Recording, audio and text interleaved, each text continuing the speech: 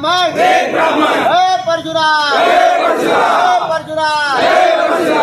अरे हमसे आएगा मिट्टी में मिल जाएगा हमसे जो टकराएगा मिट्टी में मिल जाएगा राम परशुराम जय श्री राम जय श्री राम जय श्री राम जय श्री राम भारत माता की जय भारत माता की जय भारत आदरणीय देवेंद्रजी फडणवीस साहेबाबद्दल सुद्धा झालेला आहे आणि बीड येथे परळीमध्ये ब्राह्मण ऐक्य परिषदेमध्ये जे संयोजक होते भैयासाहेब धर्माधिकारी त्यांच्यावर सुद्धा गुन्हा दाखल करण्यात आलेला आहे।